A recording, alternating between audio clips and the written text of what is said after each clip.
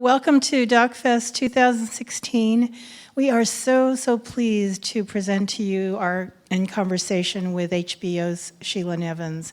This is a very special session that's also going to coincide with an award that we're giving, that DocFest is giving to HBO's Sheila Nevins, called the Creative Leadership Award. This is our inaugural award for people in the industry who have really influenced documentary and have been a strong force in documentary. Sheila Nevins' career has spanned over 3 decades. She has produced over 500 documentaries, and I think what you'll see, we'll show a reel in a few minutes, is the documentaries. Her intention is that she wanted to produce documentaries that unfold dramatically. This is really an interesting way of looking at documentaries, and I think what she has done with her team at HBO is create a body of work that really claims that kind of dramatic impact and also engagement into documentaries. It's had really great audiences in HBO and all over the world, and I welcome you to join us in the conversation. We'll should be talking about that as well as all the other projects that they've been having. For the moment, though, let's look at a reel of the work of HBO over the 3 decades that spans Sheila Nevins' career, and we'll come back and you'll get to meet her.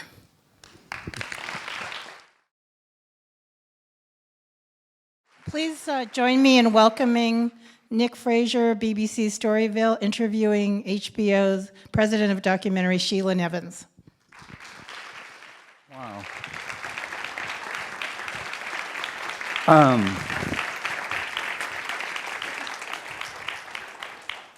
You guys actually... They want me to say. Oh, well.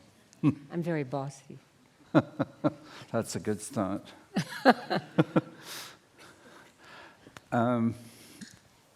Well, thanks for being here.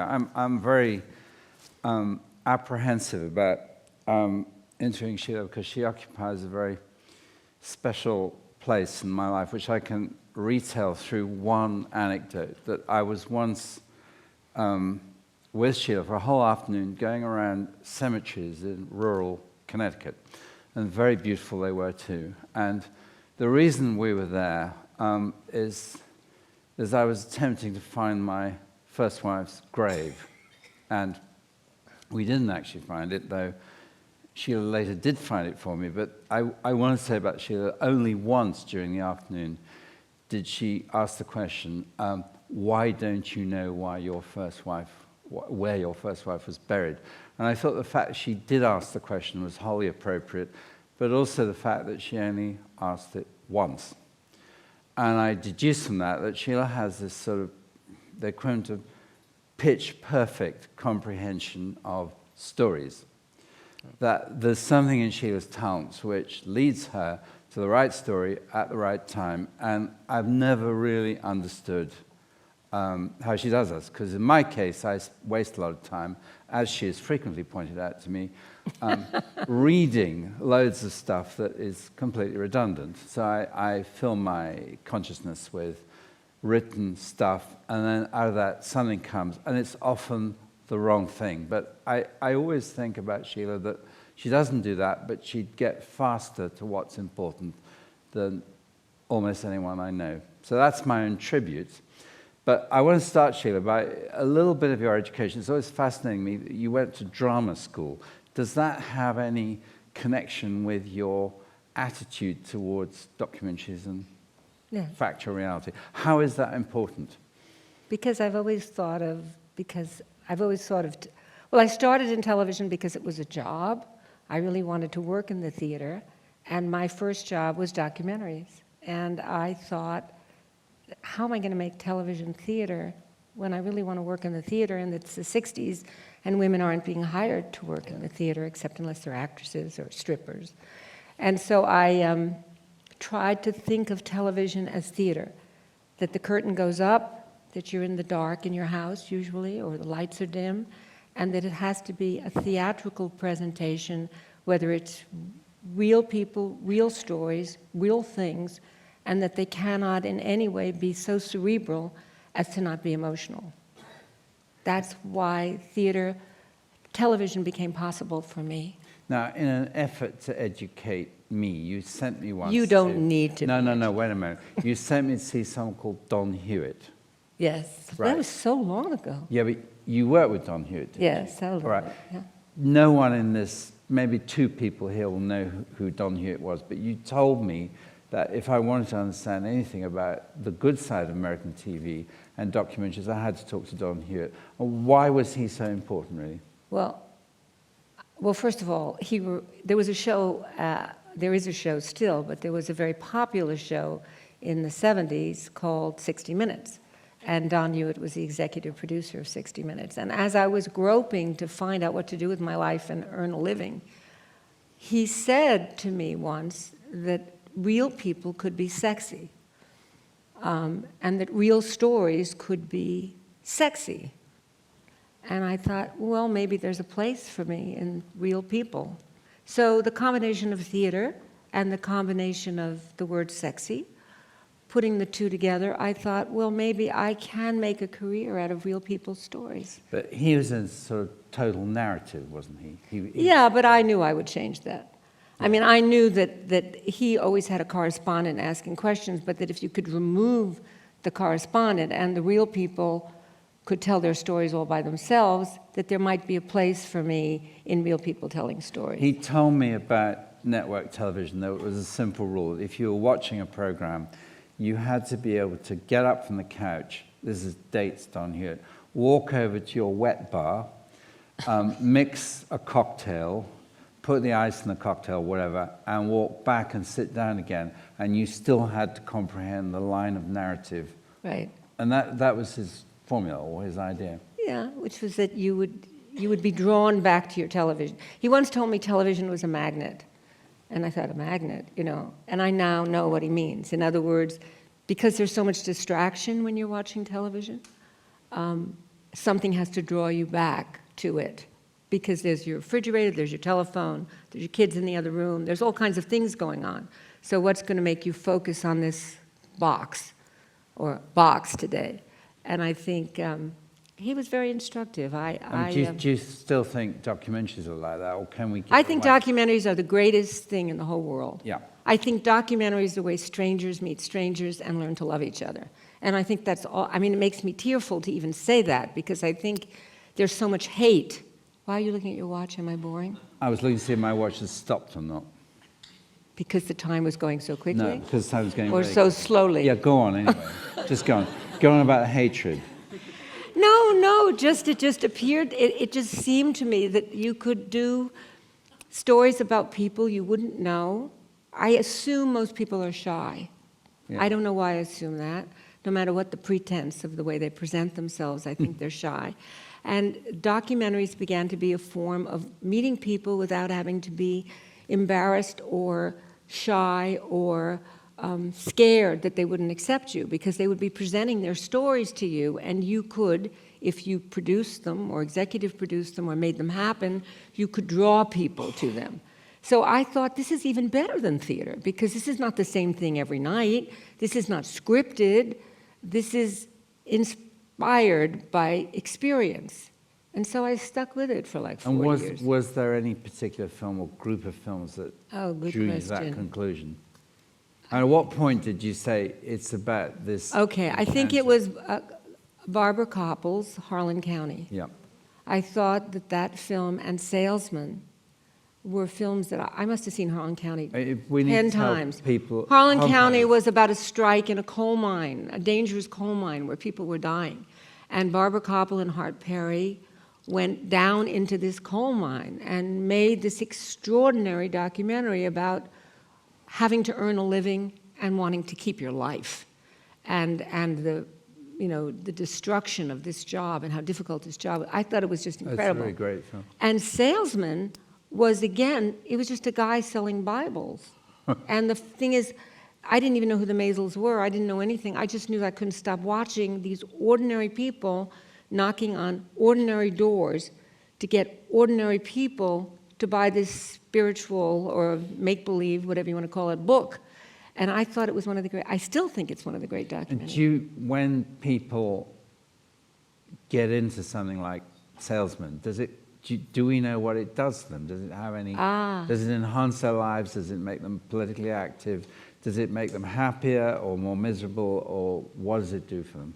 I think it makes them less shy and less afraid to be themselves, because an ordinary self is worthy of a story.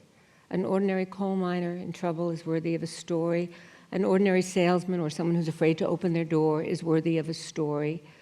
That I think. But when you see a lot of, now, this tradition has degenerated in television, so that a lot of television, particularly British television, by the way, uses people as the equivalent of copy, and it's derisive. As a what? I didn't know. As the equivalent of journalistic copy. Here's someone, you shove them there, and you kind of half make fun of them to enable We people do to that retain their too. distance. I You don't do too. it, but we do Yeah. that. Yeah, but how do you always, look, in that little clip thing, the Chinese, it's heartbreaking. Yeah. How do you ensure that your films will contain sequences like the Chinese one? Well, I work with great people. That's a John Alpert film, and I'll tell you exactly how that happened. I heard on CNN that where the school was destroyed, next to it was a bank, and the bank was totally intact. But the school had been where the bank was. And therefore, the students had been moved into a less secure place because kids were less important than money or children or the future. And so when I heard that, I thought, I've got to call John and Matt. I want them to go there and tell the story of what fell and what didn't fall. Because in that, I thought there was a story of cruelty and finance and money and China and children, the future. And they went and they came back. They got arrested several times, but they came back with this great story, which is that these children did not have to die. Right. And the bank, there was no one in the bank that day anyway. Why did they move children anyway? Not that it was particularly an earthquake zone, but why couldn't children have the best building in that town? Why did the bank have to have the best building? So that was the story of that's why it's called an unnatural disaster, because the tsunami and the earthquake was a natural disaster, but the unnatural disaster was who died.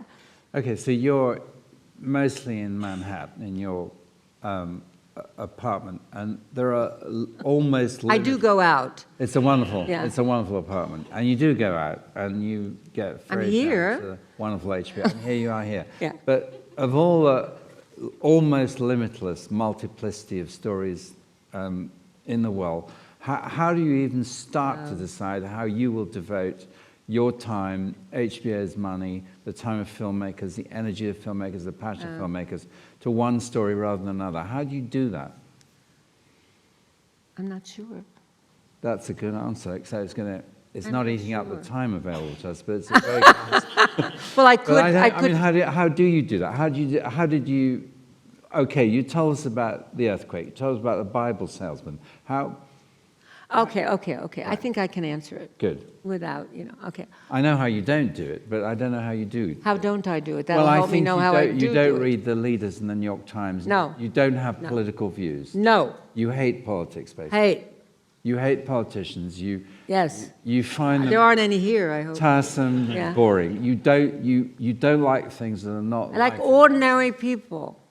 I like ordinary people who survive on this insane planet of great injustice, sorrow, and not enough pity. And do you I ever- love people. Do you ever make films about people you hate?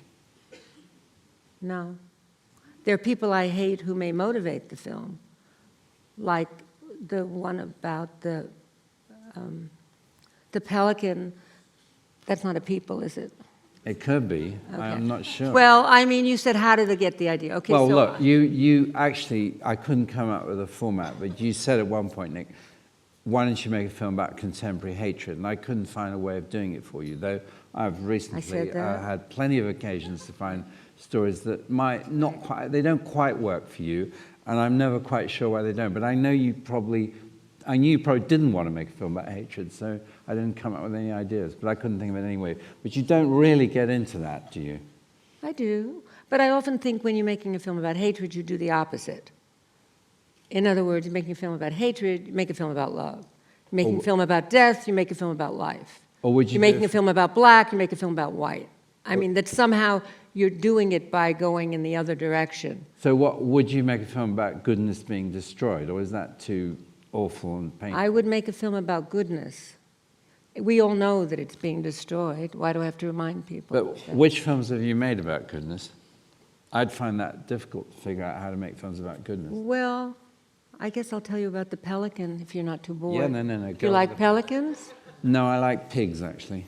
I have not made a film about pigs. I'm making a film about pigs because I think that pigs are extremely... Well, now you're talking my language. Extremely badly treated and remarkable animals. But They're very pelicans, close to no, us. It's true. I love watching pelicans flying and fishing. Okay, so Yeah. there was a picture somewhere of a... Why am I telling you this story? No, it sounds Okay. like a good story. All right, I'll tell you that. I've told this story before. There's this pelican that I saw a picture of, and he was covered with oil after the oil spill in New Orleans. Yeah. So that's evil. The oil spill is illegal. Yeah. I mean, evil, not... Unfortunately, it's not illegal, but it was evil. Okay, so now, how am I going to tell the evil story? I don't really know. How am I going to say that these offshore drilling are really polluting the water, the atmosphere, you know, the fishermen, the livelihood of... Okay, I don't know how to do it. I don't know how to do it. So I see this bird. It was either on television or... Because I don't read like you do. I haven't read a book in years. I don't believe that, actually. But No, I'll read when I have to, but I don't like read for pleasure. I cry for pleasure. You cry for pleasure. Yes. Well, lots of us read in order to avoid crying, so... Well, I cry because then it gives me an idea of what to do. That, If I'm sad, then I get a good, happy idea. No, I think you've got to explain how you... Okay, cry. so let's go back to the bird. Yeah, Okay. talk about the bird. Okay, so this bird, he couldn't fly. He was a small bird at the time. He lifted his arms, and I must have seen it on television. And so I said to a colleague of mine, let's call Irene Taylor Brodsky. She lives in Seattle. She'll go to New Orleans, and she'll find us a bird, and we'll follow that bird and see if he can ever recover from this oil spill. So we followed that bird. You know, he didn't know how to fly. He was too young. So he was quintessential, the result of evil, right? Right. The result of monetary gain without heart.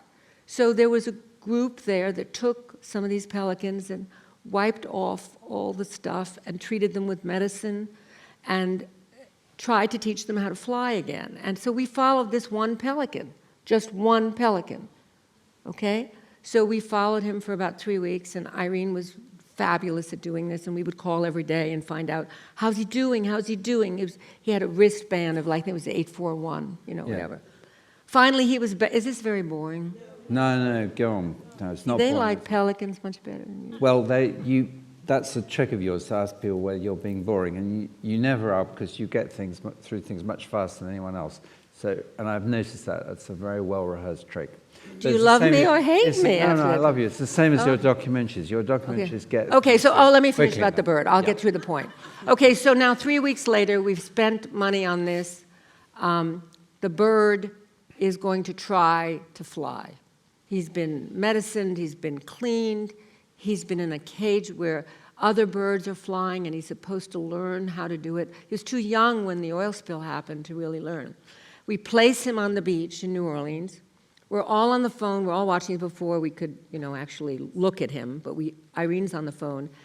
And we know that we have no ending to this film, right? Mm-hmm. Because if the bird doesn't fly, he just struts off, he's going to die. He has to fly. And then suddenly, as if he was central casting and a centerpiece of good versus evil, although he didn't know he stood for that, he spread out his Sure wings. he did, Sheila. You think he did? Yes, he knew you were looking at him, so he did what he was supposed to do. But I'm looking at you, and that's not making you fly. So anyway, so he spread out his wings, and we were all like, what's happening, Irene? What's happening? What's happening?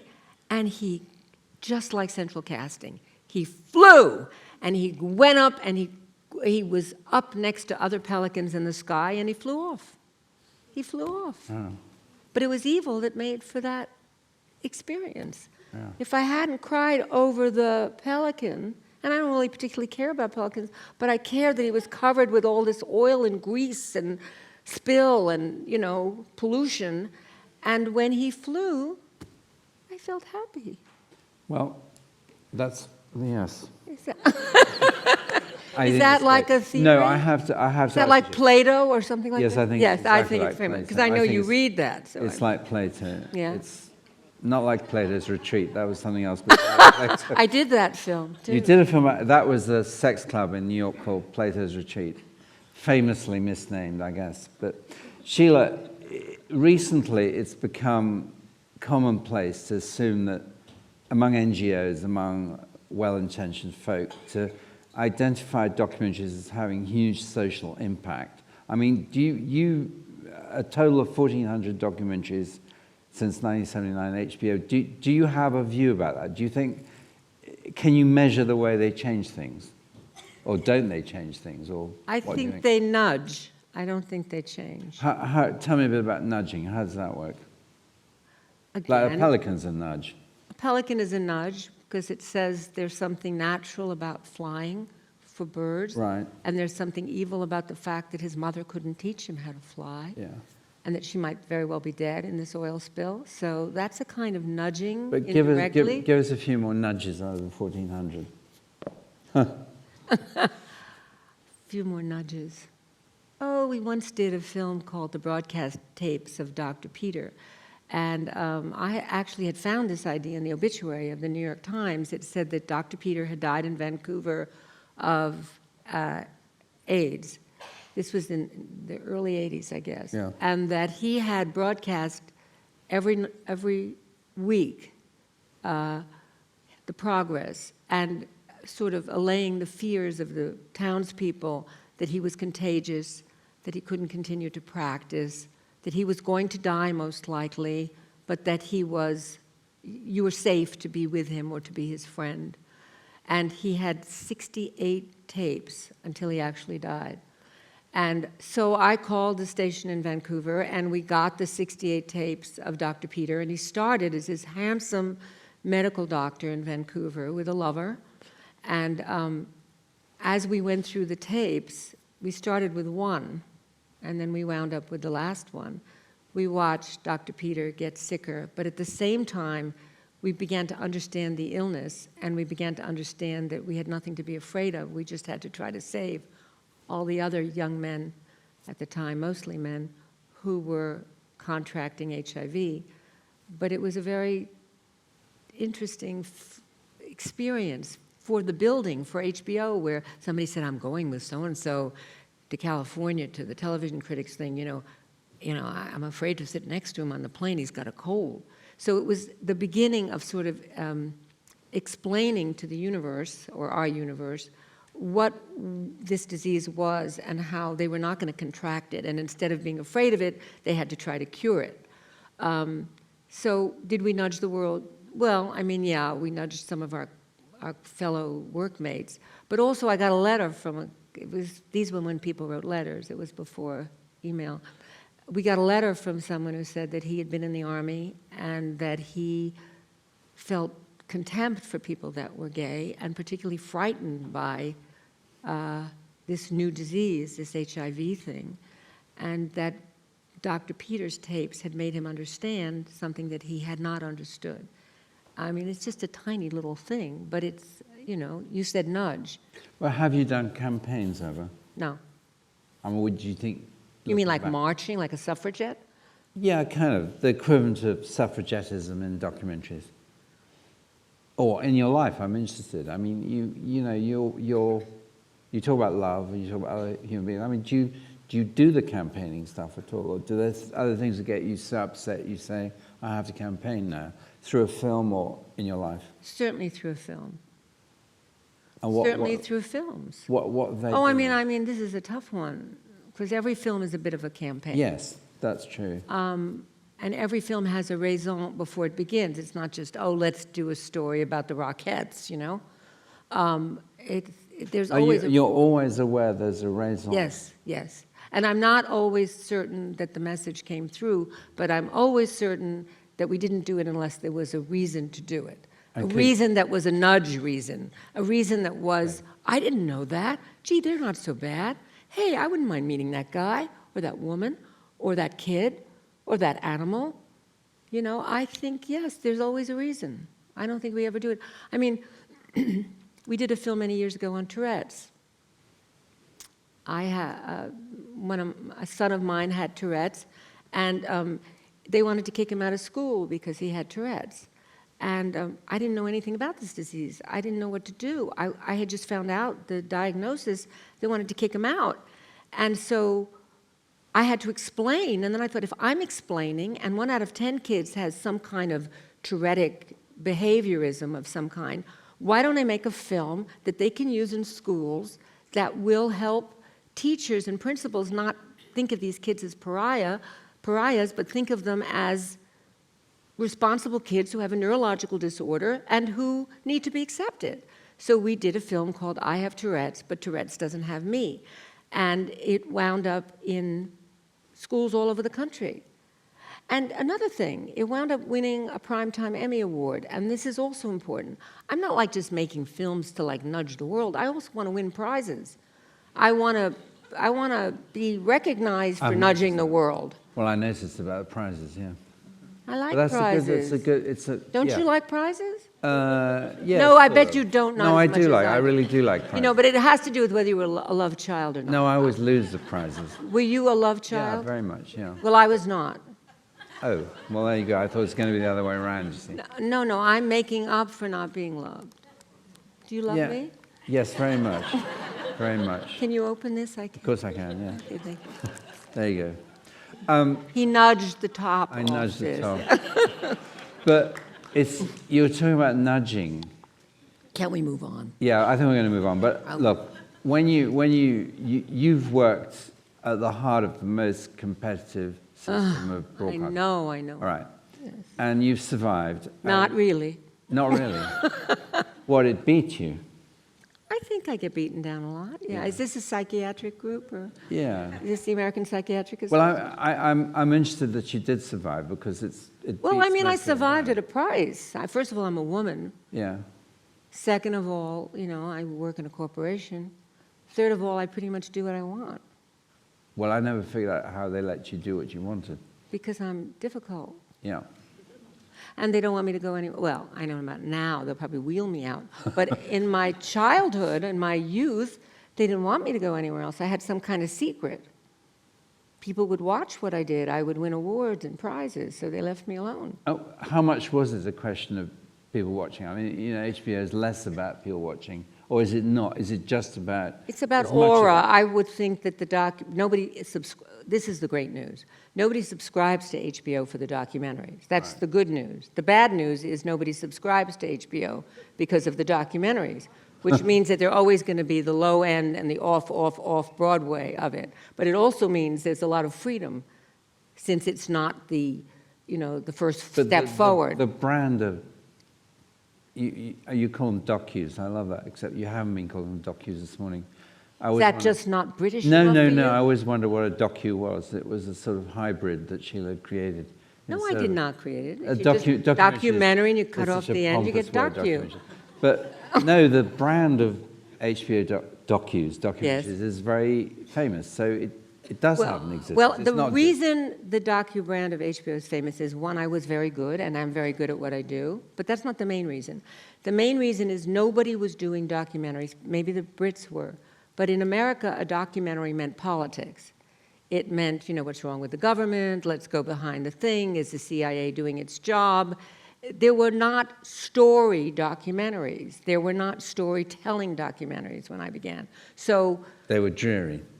they were who? On the whole, dreary, dull. No, to me, Or but not? not to the people who watched them. I just thought it was dreary. I didn't know what about Congress and the two houses. I wasn't interested.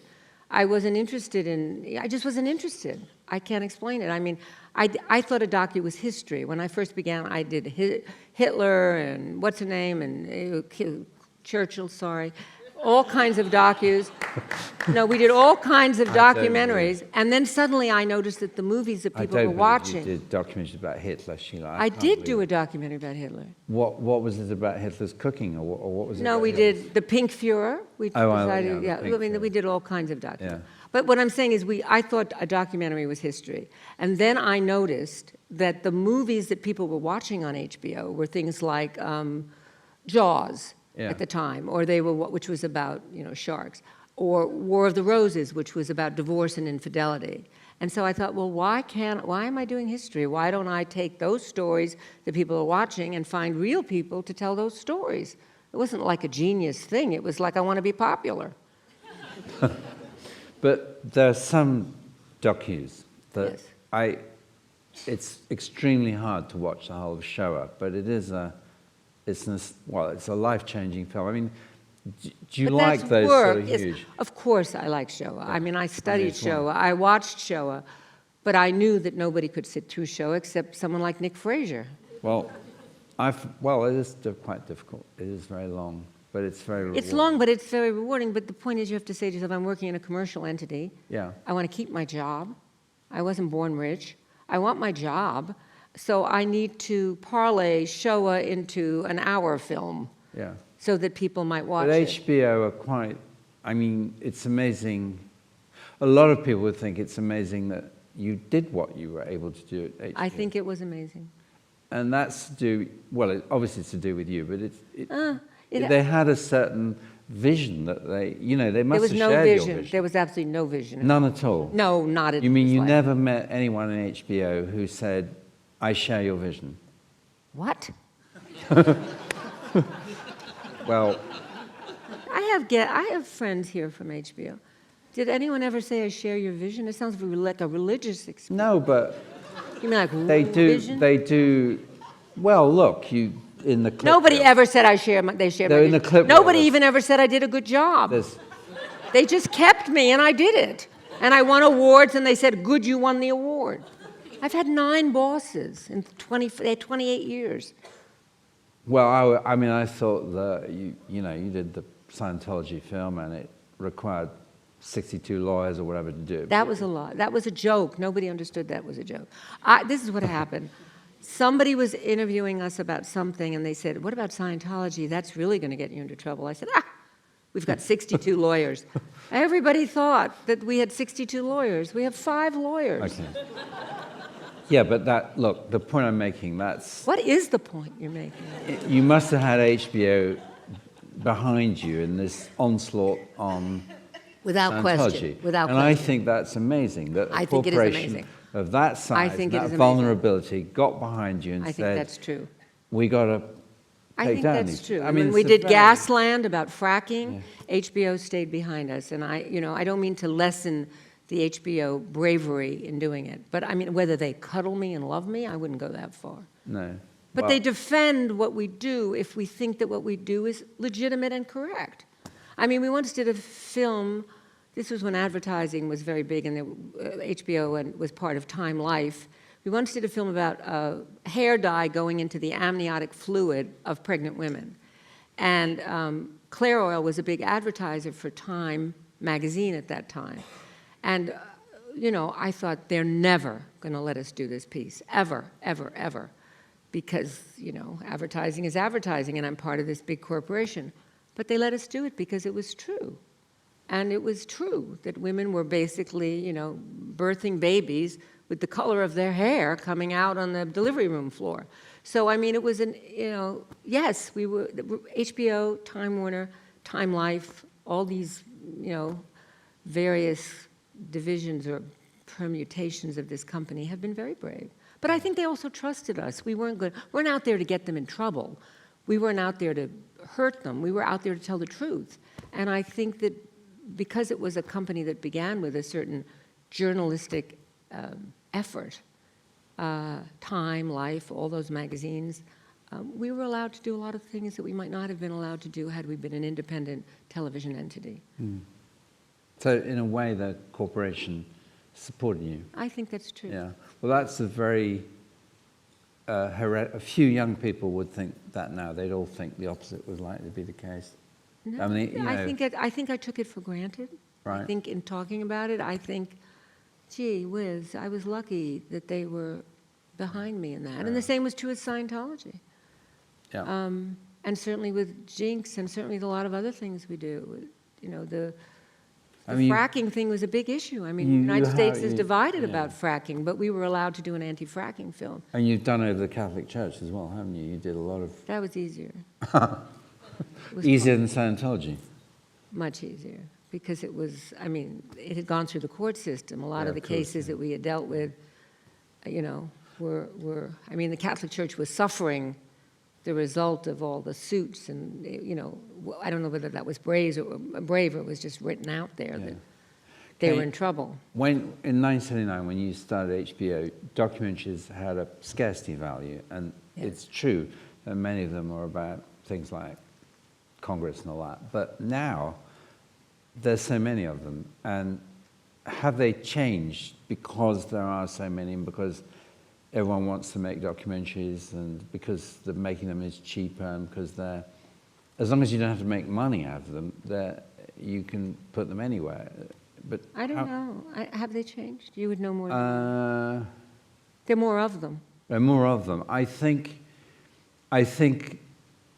it's just as hard or even harder to get together a documentary like the Scientology one, because it's enormously expensive. Yes. And it requires a huge amount of work. And you have to find people the will to really take risks. I think there's a vocabulary of Yep. risk, but it's not real. I think too often people make films kicking at open doors at the moment. And I think also, I don't regret the fact there's so many documentaries anyone makes. Everyone should make them. I think that's great. But I think there's certain subjects that are just as hard to tackle as they were. Like what? Well, Scientology, you had to have the big... But there was a book that preceded it. It The wasn't book was published never in this published country. here, right? No.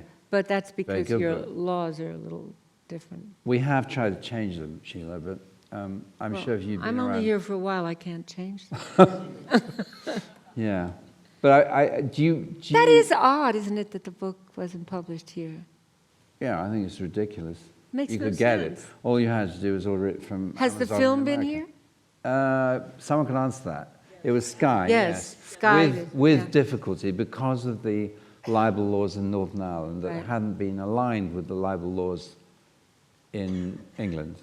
But yes, it was. Yes, it was. Was, but the book still has not been published here. Does anyone know? I think not. I think not. Lawrence Wright's great. I read the excerpt in the New Yorker. Thought it was fantastic. Right.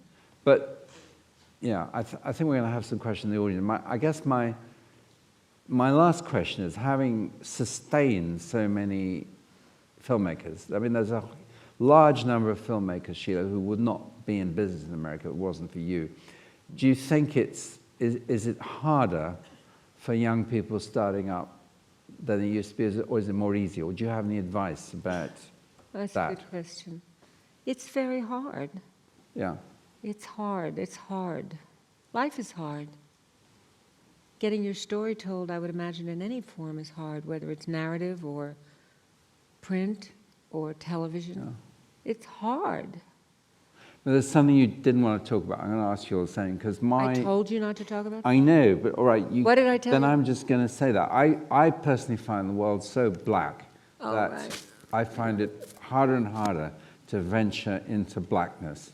It seems to me that you were talking about these killings yesterday, or you were talking about the Charlie Hebdo thing. And it's not I lose the appetite for venturing there, but it just seems to get harder. It seems to get harder to want to confront people with what the world is really like. Do you think that's true or not? Or what do you do about that? I think you have to hope that when you retell the story of blackness, that there's some element of hope and something in it that's positive. I mean, I just put on my tweet, with my son's help, since I don't do it very well, a picture of Orlando, Florida. Yeah. Of all the people in the street, I'll get like tearful about it, like all the people in the street paying their respects to these 49 young men and women who had lost their lives, mostly men. And there was something in that picture that made me think that people were basically good. You know, it's like Anne Frank, at the end of Anne Frank. I remember reading that in school. The whole idea that she says at the end when they're knocking on the door and they're coming to take her away, she says, I believe people are still good. I think that I honestly, earnestly believe that you tell dark because it brings out light, and that light is more vibrant, important, and possibly human than the dark. So you have to tell the dark because it exists. But in fact, I mean, do you know you're always going to find light in the dark? I don't always know, but I always find it. Okay, well, I think on that note, we'll get some questions, because I have to think about that, Sheila. What happens if I there's can't more see. dark? There's people here. What? You could just find more dark. You could be in a tunnel, and there's just the tunnel. You should see Freud. Yes. I'll stick to British. Oh, no, it's not British. I'll stick to. I don't know what I'll stick to. I mean, stick look, to every you. tunnel, there's another end of the tunnel. What are you talking about? Well, it might just be a tunnel. Well, then it's not called a tunnel. It's called a dead end. It's called a dead end. I mean, a tunnel has Okay. look up tunnel on your iPhone. Tunnel has another end. It does. Okay, just checking. I think it does, Sheila. I believe it does. Am I being too hard? No. Okay, Questions, okay. please. Questions, please. Yes. Hello. Sorry about the choice of word, but what is your process? When you read something like what happened in Orlando, does that make you feel like telling every single story that could be part of it, so that people understand more what's behind the violence and how to find the light at the end of the tunnel? Orlando is so sad and so close that I'm not sure I have any thoughts about how to tell it, except that I'm very interested in this young man who I think possibly was gay. The killer. The killer. Yeah. And I think maybe if a film is to be made, it's the fear of a man's gayness is the real story here. A feel of the fear, because, and I don't know if this is accurate, I just read it on the way here, but that he had been to this club many times. Now, you could say he'd been there to scout it out and all that, but he was a guard, he didn't need to scout it out. He knew exactly, you walk into a club where people are dancing, you have an automatic rifle, you don't have to scout too many things out, right? And if he had been there several times, and then I saw his wife talking on the BBC, and she said that he used to beat her up at night. Maybe he beat her up because he couldn't love her. You know, who knows? Who knows? But there was something in this man, the homophobia may have been the exact opposite. And so that whole idea of killing the thing you love, going back to like Oscar Wilde almost, but the whole idea that why does man kill the thing he loves? I'm not sure that explains it, but I would be less inclined to retell that story for no reason other than the horror, and more inclined to figure out, was it really, that he was inspired by ISIS, or did ISIS give him an excuse to kill his own? And, if that's true, is there a show there, or am I just making this up? But I don't really know. But I don't think you go, I have no empathy for him. I hate him. But I don't mind understanding him. So, yeah, that's. So how would you then? What happens then? Do you wait for someone to come, or do you call someone up and say, "Can you?" Well, check I'm this not out?" ready to make this. No, film, no. And I don't know that I could. But I think what I would want to know is if he'd been there before. Did he dance with anybody? Does anybody remember him that's still alive? Him being there before? He didn't go in armed. He didn't have to scout it out. There's no question that the Pulse nightclub did not have to be. If you have an automatic weapon and people are on a dance floor, you don't need to scout anything. Okay. So if I would just be interested, because I think homophobia probably comes from love in some way. But shifting the. We'll get on more questions a little. All the films I've seen about Islamic fundamentalism, the Charlie Hebdo film, a lot. I had a conversation with your husband, Sidney, and we share, we admire in an unlimited way this film called The Prophet, because The Prophet gets you inside that sort of rage and fundamentalism, but the documentaries I've seen don't. It seems it's very hard to enter the lives of such seriously, you know, these subjects are very difficult. They're very difficult, you know. Even, look, Claude Lanzmann, in all 9 hours of Shoah, he tells you about the fucking bureaucrats who organized the Holocaust, but he never gets into the sort of darkness and the hatred. He tells you where it is, but he can't enter it, and that's good, he's honest. But it's very difficult to, even if you found out that he was positively gay, closet gay or whatever, how would you describe that in a film? Or I don't know. No. I don't Anyway. know. But I do think that the rage, the ISIS rage, is fascinating. Do you think it's explicable? No. Not really, no. In other words, Unless there's so much deprivation that death is attractive, and therefore, rather than kill yourself, you idolize. oh, most of these you know. suicide bombers don't come from deprived backgrounds at all. Many of them were educated. That doesn't mean they're not depressed and unhappy, does it? Yeah. Well, that may be because of, yeah. I can't explain it. I don't know. It could be because of sex in the Arab world. As someone as, that's a very good subject, by the way. Sex in the Arab world? Kamel Daoud is a wonderful, he's a writer from Algeria, and he rewrote Camus' masterpiece, The Outsider, and he wrote a brilliant, brilliant piece in the New York Times about sex in the Arab world. Saying it was repressed? No, there wasn't any, you know. Oh, there wasn't any, so it was He was repressed. saying that sort of 70% of the disorders of these people, he said that, it's not me. I told you Freud was somewhere Oh, connected. there you go. Yeah. But I thought he said it in such a bold way. I thought they'll come and get this guy, they'll kill him.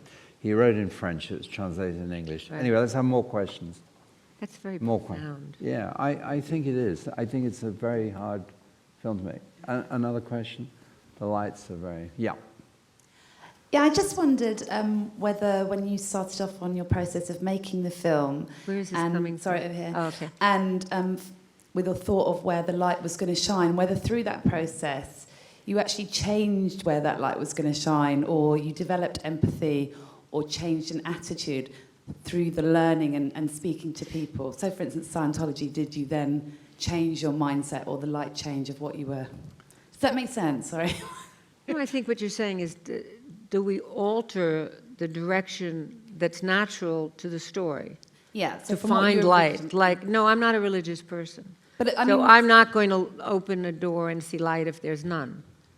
But I think you just follow the story, and where it leads you, it leads you. I don't really think we alter it, if that's what you're trying to ask me. yeah, I'm just wondering whether the light ever changed from what you first envisaged. Oh. So through the Well, I mean, looking it at sounds like I'm an exploring, it kind of evangelical when I changes talk about the your- light at the end of the tunnel. I'm not sure I mean it in that way.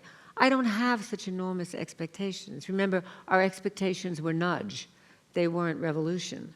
So if they're just nudging something or changing it, the expectation is not so enormous in the first place.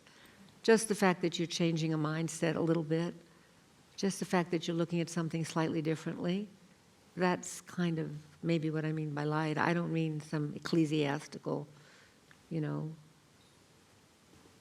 blazing light. Did I answer you? Yeah, it was just more. Sorry, if you thought through exploration your mindset had changed, so your empathy had changed, or you actually saw some goodness where you thought perhaps you were unveiling a very dark area or something. Whether it completely know. changed your mindset. I'm not sure.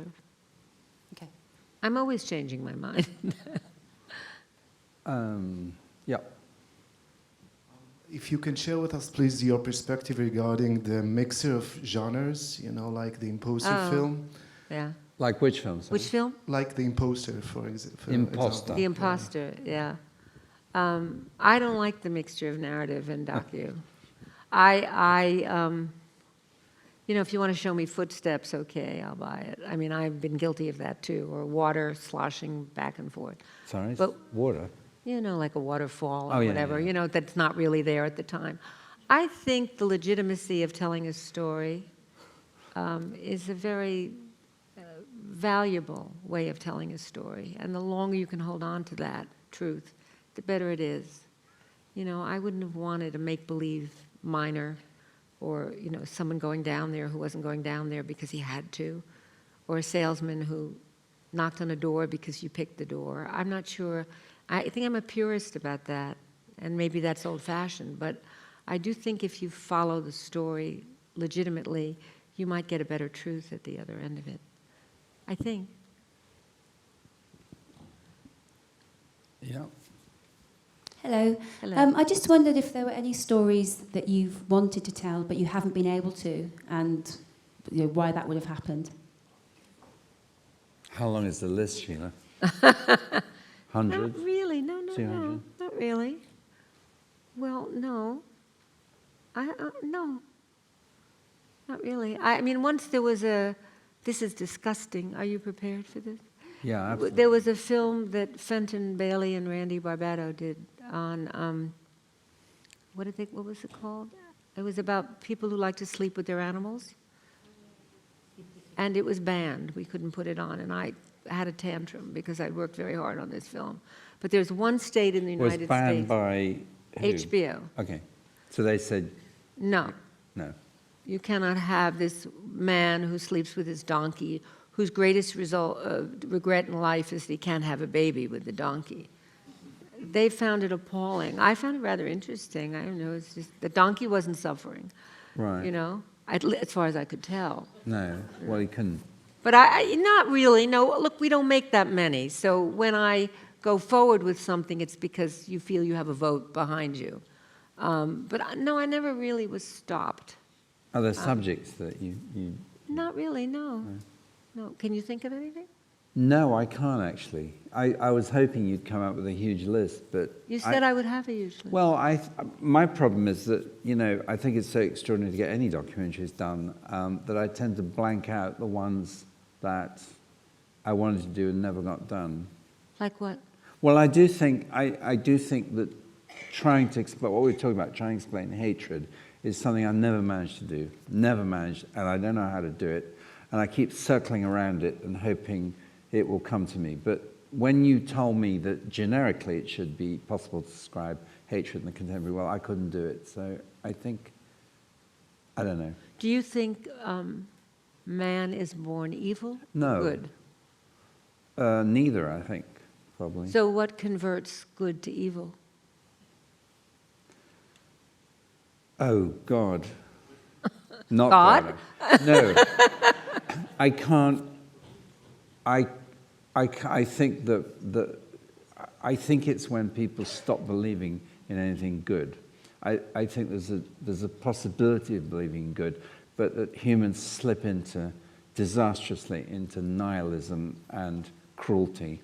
But I think it's sort of possible to evade that, stop it happening, because we behave properly to each other and educate each other and believe in something that we call civilization. And I think when you look at the sort of horrors of the 20th century in Europe, that's kind of what happened throughout in a place like Germany or all these places where the Holocaust took place. People stopped believing in anything, and that enabled cruel, vicious, and stupid people to take charge of everything and destroy everything. Stop believing or being deprived of something led them to evil. Deprivation? No, You think just being led in the wrong direction? I think there are lots of primitive societies where people have no money, but they don't necessarily kill each other. I think it's the lack of belief. It's the tolerance of just awful things. And I'm not sure if that's a consequence of deprivation. I think it's more a question of failure to believe in something. Maybe. I don't But know. I don't know. I mean, it's not an empirical observation, it's just a hunch. Another question. Sheila, first of all, thanks a lot for coming to Sheffield. It's great to hear you talking so openly about things. I'm very flattered to be here. Thank you for having me. There's a series that HBO made that inspired me a lot, which was Hoop Dreams, kind of quite a few years ago now, and I just wondered... Didn't do it. No. No, didn't do Hoop Dreams. Was that one of yours, or did I get that wrong? No. Oh, sorry, I don't have a question then. Sorry. No, ask the question. I love Hoop Dreams. It's So, I mean, wonderful. in terms of how much of a commitment do you have to green light something that is recorded over a long period of time? And if so, what are the outcomes? Almost all of our films, we did not do Hoop Dreams, but it's a great documentary. We do films, we did Paradise Lost, which was about three young men at the time who were, the answer to your question is it took 14 years to finish it. We did 3 versions of it until they were finally freed. And did you start? Paradise Lost is about alleged satanic killings, Right. And they turn out to be innocent. It's a really amazing piece of work. Did you start right at the beginning of that, or did they? No. I saw a little thing in the New York Times. Shows how evil I am. Yeah. Okay? I had a friend who worked on a show in the U.S. called 2020, and she had done a piece on exorcism, and it had been the highest rated show, a piece on this magazine show. And I thought, why can't I do something on satanic? Why do I have to get low ratings? So I saw this tiny little thing in the New York Times, and it said that in Memphis, 3 young men were arrested for satanic murder. So I called Joe Berlinger, and I said, would you mind, could you go down this weekend? And I think they believe in the devil. Will you go down there and see what the story is? And so, and I had the luxury to do that, so don't think I took it for granted, that I could pay their fare to go there. And he called me about 2 days later, and he said, I think they're innocent. I don't think they know anything about the devil. Maybe they're Wiccans, they have little, worship and stuff, but they don't believe in the devil. They're not satanic worshipers. So part of me thought, oh, damn, I'm not going to get it right. And part of me thought, well, maybe they're innocent and there's a good docu there. So we followed it, and we did 3 shows over a period of almost 15 years. And now they're free. Well, they're sort of free. But they are extraordinary shows because they tell you about the disposition to believe ill of other people in humans. Yes. And that no justice system can withstand that. Yes. You can have all sorts of checks. And the doggedness of the films is astonishing. And the doggedness of the films communicates to you the fact that's how you have to be in life. You mustn't cave in. I think it's brilliant. Anyway, more. They are, with Hoop Dreams, by the way, I think, the masterpieces. The 2 Hoop Dreams. The 2 great film. Yeah. A long period of time. Yeah. Sheila, Where are you? Where are you? Sheila, I'm here. Okay, here. hello. All the way from Ireland. Brendan. Hey, Sheila. You came all the way from Ireland. Sheila, would you tell me maybe what are the 3 films that you didn't commission, but you would have loved to have commissioned because somebody else made them instead? It's a good question. Hoop Dreams. Thank you. But sometimes we get credit for things we didn't make, and I just don't say a word. Yeah.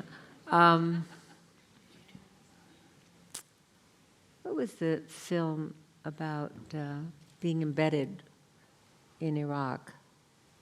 I can't think of the name of it. Nick, did it? Nick Fraser, not Nick Fraser. What was it called? Restrepo. Restrepo. I looked right by Restrepo because we were doing a live day, and I thought, how many of these films can we do? I should have done Restrepo. That was stupid. Am I boring you? No, I was looking. Why don't you put your watch like my psychiatrist I'll does? put my Just watch put it on. over here, and then Your you can just psychiatrist look at does it that. like, like that. No, because you were very adamant that if we went over, anyway. What was the 3rd one, though? I'm trying to think. Does there have to be 3? No, not really. It was Restrepo's. What else did I wish that I had done? I wish I had done Amy. I wish I had had the money to do Amy. I love that film so much.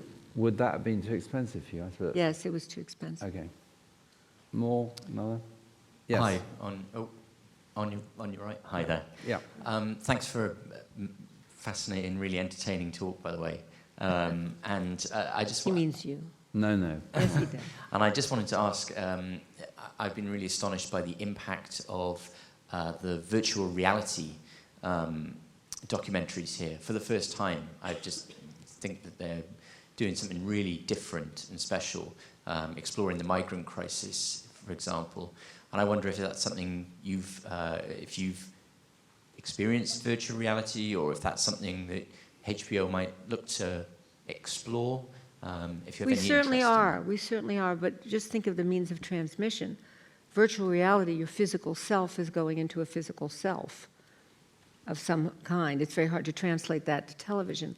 But we tried something with the Met, and I don't think it really worked. We wanted to restructure the monuments that had been destroyed in Iraq and Afghanistan, rebuild them, and you would enter, so to almost show that you can't destroy history in some way.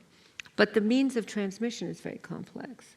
And I'm not technically adept enough to really understand that, but it was too flat across, even though it was kind of 3D. You know, it still is, you know, we still can't enter your television set. You're not Alice in Wonderland. You can't go through the glass. So you know, of course I'm interested. I'm scared by virtual reality. I mean, I went into something at Tribeca. I couldn't wait to get the hell out of there. I thought I was going to die. But I mean, I really thought it was true. But that's the problem when you're in docus. You think a lot of things are true that aren't. So certainly it's a frontier, but I'm not equipped to technically tell you how it will adapt itself to what I do. Another question? So many filmmakers, whether it's at a Q&A or an award ceremony, they stand up and say, "Thank God for Sheila Nevins." They So I do? have that- yes. And Could so you it's tell my finally- boss? So it's finally good to see Can I in the give you a flesh. number and a thing to write Absolutely. to? Okay. Yeah, whether it's Sundance or Yeah. all around the world, sincerely. Yeah. So I wanted to ask, how involved do you get in the editing? Do you really nurture these people? Do you give them free rein? Because a lot of people said that you do give them absolute freedom, not a lot of money, but HBO gives a lot of freedom. And then it's a two-part question. When you're producing with Nick or with Denmark or with France or whatever, it used to bug me that in one country it would be 90 minutes, in another country it would be 78 minutes, and then it'd be half an hour, and then Americans would have it on PBS for 20 minutes. So do you do that with HBO, No. or is it a standard? No, Is it the same film all around the world? Okay, so I'll do the second answer first. A film can be, it's a great gift of HBO, and maybe I haven't really expressed that enough, which is something can almost be as long as it has to be. So we never really say to anybody 30 minutes, 60 minutes, 90 minutes, and, you know, occasionally, because we always want to win an Academy Award, if it's a short and it's 43 minutes, we'll say, can you make it 39 and a half minutes, because there's a 40-minute category. But generally, we can get away with almost anything, although most docus are too long anyway. So, you know, we try to. Now, as far as involvement goes, sometimes I die over a film. I'll stay all day and all night, and, you know, work real hard. My colleague Jackie and I just did a film on a boot camp for sort of an alternative to prison in Florida, and we worked day and night and day on this thing, suffered and suffered. Sometimes we can't make it any better.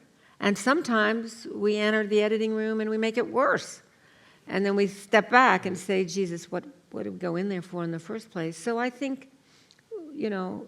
I would say, personally, on the whole, that every single film that we haven't been involved enough with Sheila, but I wish we'd done more, because they're always improved. Oh, and Nick. Usually improved. If he was just my Out of mother, I recognition. wouldn't be so insecure. Well, no, and I Is it too late? This is the thing I don't understand. I don't understand how it's done, but yeah, there are crises, but the improvement, it's near vertical, very often. Nick, thank you. I think we have time. I'm sorry to be obsessed with watching. I think we got time for one more question. Up there, sorry. Yeah. Thank you so much. I've really enjoyed the conversation. Thank Both you. Hugely inspiring. I just wanted to ask, kind of on that advice point about earlier, Where is if this? there's... Hello. Oh, okay, hi. If there's one mistake that you keep seeing filmmakers make during the edit that you keep having to correct, that you wish you could tell the world. Boring. Boring. Too long. Boring and too long. Boring. Because it matters to you doesn't mean it matters to somebody else. Too long. Yes. I think that's a good... Ending. Yes. Thank you. Thank you very much.